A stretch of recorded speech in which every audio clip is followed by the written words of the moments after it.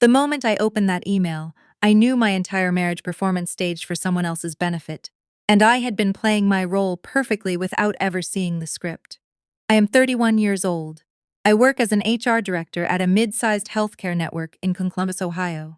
I have spent the last 6 years of my career building systems that protect employees, background checks, compliance audits, workplace investigations. I know how people hide things in paperwork. I know where the gaps are. I know that the most dangerous lies are the ones buried in documentation that nobody thinks to read twice. My husband's name is Owen. We met at a mutual friend's birthday dinner 7 years ago. He was charming in that unhurried, quiet way, not the loudest person in the room, but the one you kept finding yourself talking to at the end of the night. He was a project manager at a commercial real estate development firm. Organized, dependable. The kind of man who remembered your coffee order and showed up on time every time. We dated for 2 years. Got married in a small ceremony in Asheville, North Carolina. His mother cried. My dad danced. It was a good day. I believed in it completely. I believed in it right up until the Tuesday morning in February when I was onboarding a new benefits coordinator at our HR office, and her emergency contact form landed on my desk. Her name was Lee. She had listed my husband as her emergency contact. Not a brother, not a roommate, not a friend with a note in parentheses. Just his name, his cell number, the same cell number I had saved under Owen in my own phone, and the relationship field filled out in her neat, looping handwriting. Partner. I read it twice. I set it down. I picked up my coffee mug and took a sip even though the coffee had gone cold 20 minutes ago. Then I placed the form in the intake folder, clipped the rest of her paperwork on top of it, and walked back to my office. I did not say anything. I did not let my face do anything that I did not intend for it to do. That is the thing about doing this job for as long as I have. You learn to hold information like water in your hands. Carefully without squeezing, because the moment you react, the moment you tip your hand, you lose the advantage. And whatever was happening, I was not going to lose this advantage. Not yet. Not until I understood exactly what I was dealing with. I spent the rest of that afternoon doing my job. I processed 3 other new hire packets. I sat in on a department head meeting about our upcoming open enrollment period. I answered 11 emails. I ate half a sandwich at my desk and threw the rest away because I couldn't taste anything anyway. That night, Owen made chicken piccata for dinner. He asked how my day was. I said fine, busy the usual. He told me about a delay on one of his projects, some permitting issue with the city, and I nodded and asked follow-up questions and loaded the dishwasher and went to bed. I lay there in the dark for a long time, listening to him breathe. I needed to know how long. That was the first question. Not why. I wasn't ready for that yet. Just how long. The next morning, I got to the office 40 minutes early. I pulled Lee's full onboarding file. Everything looked normal on the surface. She had applied through our standard job portal 6 weeks ago. Her references checked out. Her background screening had come back clean. Nothing in her paperwork indicated she had any prior connection to anyone at our organization, which meant nobody had looked for one because nobody had any reason to. Our company did not have a policy against employees having personal relationships with people outside the organization. Owen didn't work for us. There was nothing technically improper about Lee being here, but that wasn't the point. The point was that she had listed my husband as her emergency contact on her first day of employment, which meant she either didn't know I worked here, or she had decided it didn't matter. I pulled her LinkedIn. Professional photo, pleasant smile, 5 years of experience in benefits administration. Nothing that told me what I needed to know. I did something then that I am not proud of, but I am not ashamed of either. I am an HR director. I have access to our Employee Assistance Program database, which includes confidential support resources, but also, for coordination purposes, some limited personal contact data. I cross-referenced Lee's home address against a public records search tool we use for employment verification. The address she had listed on her paperwork matched an apartment complex on the north side of Columbus. Owen had told me 3 months ago that he was mentoring a junior colleague who lived on the north side, and that he'd been meeting with him on Thursday evenings to go over project management certifications. Thursday evenings. For 3 months, I closed the browser window. I opened a new one. I went back to work. I want to be clear about something. I am not a person who falls apart easily.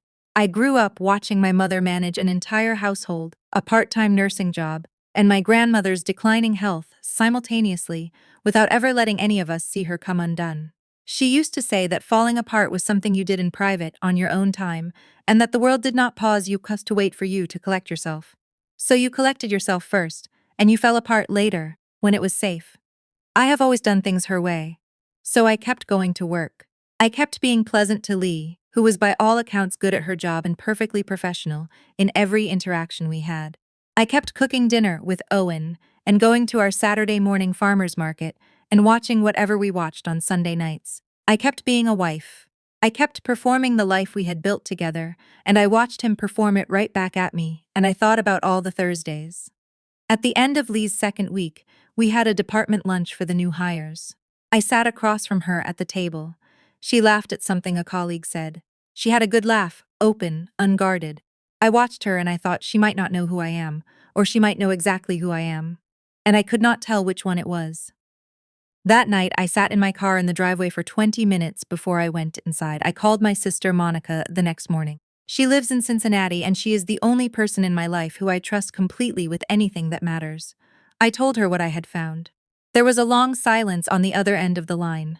"Do you have enough?" she asked. "Not yet," I said. "Then wait," she said. "But don't wait too long." Monica has always understood me. I began to document everything quietly.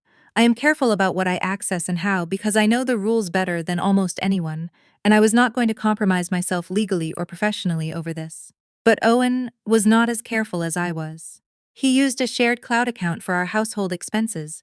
Grocery lists, utility reminders, shared calendar. He had always been the one who set it up, and he had long since stopped thinking about the fact that I could see it too. The shared calendar told me that his Thursday mentoring sessions had become Tuesday evenings as well. And one Saturday afternoon, while I was supposedly at the gym, he had blocked out 3 hours with no label at all. That Saturday, I went to the gym. I did my full workout. I came home. I didn't say anything. The following week, I contacted a private investigator. Her name is Sandra, and she was recommended to me by a colleague who had gone through something similar 2 years prior. I am not going to describe everything Sandra documented over the next 3 weeks, because that is not the part of this story that matters. What matters is that by the end of those 3 weeks, I had a clear, documented picture of what had been happening, and for approximately how long. 14 months.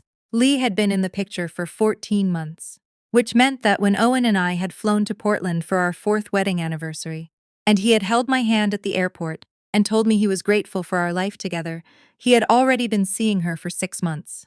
I sat with that number for a while. Then I started making calls. The first call was to a family law attorney named Patricia. No, wait, I cannot use that name. Her name was Rosalind. Rosalind had an office downtown and had been practicing family law in Ohio for 22 years. I went in on Sunday afternoon and I told her everything. She was efficient and direct and did not offer me sympathy I hadn't asked for, which I appreciated. Ohio is an equitable distribution state. We had been married 5 years. We had a joint mortgage on our house, 2 cars, and a modest investment portfolio that Owen had mostly managed but that I had contributed to equally. Rosalind walked me through what equitable distribution would likely mean in our specific situation. She told me what documentation to gather. She told me what not to touch and what to protect. I went home that night and I made pasta. Owen said it was good. I said thank you. The hard part, the part that kept me awake more than anything else, was the question of Lee. She worked for me. Not directly, she reported to a benefits manager who reported to me, but I was her department head. I had access to her performance reviews, her salary information, her HR record, and she had no idea. I thought about what it would feel like to be her, if she didn't know who I was. I thought about whether it would feel the same if she did. I ran into her in the break room one Thursday. She was making tea. I was refilling my water bottle. We talked about the open enrollment platform for about 4 minutes. She had a thoughtful question about dependent verification documentation, and I gave her a thorough answer, and she thanked me and went back to her desk. I stood at the sink for a moment after she left. She was good at her job. That was the most disorienting part. She was competent and professional and easy to work with, and none of that had anything to do with what she was doing to my marriage. And all of it was happening at the same time in the same building, on the same HR database where her emergency contact was listed as my husband. 2 weeks later, I had everything Rosalind needed. I had the financial records. I had Sandra's documentation. I had screenshots of the shared calendar entries, which were mine to have since it was a shared account under my email domain. I had pay stubs, mortgage statements, and a clear accounting of our joint assets. I also had one more thing. 3 months before Lee joined our company, Owen had taken out a personal loan, not a joint loan, a personal one, in his name alone, for $18,000. I found the account statement in a pile of mail he had set aside on his desk, the kind of pile that accumulates and nobody goes through. I went through it. The loan had been used, based on subsequent statements, to make a series of cash withdrawals over several months. I could not trace where the cash had gone without more access than I had. But I could see that $18,000 had left our financial ecosystem without my knowledge. I brought that to Rosalind. She said it would be relevant. I scheduled a mediation session. I asked Owen if we could talk about something important on a Saturday morning. He said, of course. He looked a little concerned, the way you look when you think someone might want to have a serious conversation about household expenses or aging parents. I had printed documents in a folder. I set the folder on the kitchen table between us. I told him I wanted to be honest with him. I told him I was aware of the situations with Lee. I told him I had spoken with an attorney. I told him I was asking for a fair division of our assets, and I was prepared to handle the process as professionally and efficiently as possible, and that I hoped he would be willing to do the same. He stared at the folder. For a long time he didn't say anything. Then he said my name, just my name, the way you say someone's name when you have run out of other words. I said, I need you to look at the documents. He asked how long I had known. I told him, long enough. He didn't make excuses right away, I'll give him that. He sat with it. His jaw was working, like he was trying to find something to say and couldn't locate it. Then, he asked if there was any chance we could try counseling. I told him that the time for that conversation would have been before he took out an $18,000 loan I didn't know about. He went very still. I had not told him I knew about the loan until that moment. I had waited to see what he would offer and what he would withhold, and that told me what I needed to know about what a negotiated conversation with Owen was going to look like. We were not going to mediate, we were going to litigate. Rosalind had prepared me for this possibility. We filed the following week. His attorney contacted mine about the loan. Owen's position was that the loan predated any problems in our marriage and had been used for legitimate personal expenses. He could not produce receipts for $18,000 in cash withdrawals. Rosalind pointed this out to his attorney. The divorce took 7 months. It was not pleasant. Owen's mother called me twice. I did not answer either time. His sister, who had always been warm to me, sent a long text message that I read once and did not respond to. My own mother sat with me on my couch on a Sunday afternoon in April and held my hand and didn't say anything for a long time, which was exactly what I needed. At the end of those 7 months, the judge awarded me the house. I could buy out Owen's share, which I had the financial resources to do, an equitable portion of the investment portfolio, and half the value of the unaccounted $18,000, which was treated as a marital asset that had been dissipated without consent. Owen moved into an apartment. I do not know if Lee moved with him. I do not need to know. I had one more thing left to handle. Lee still worked for me.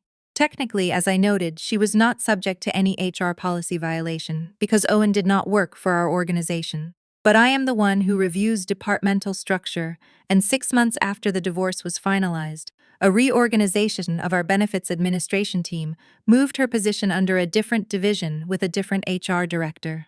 It was a legitimate business restructuring.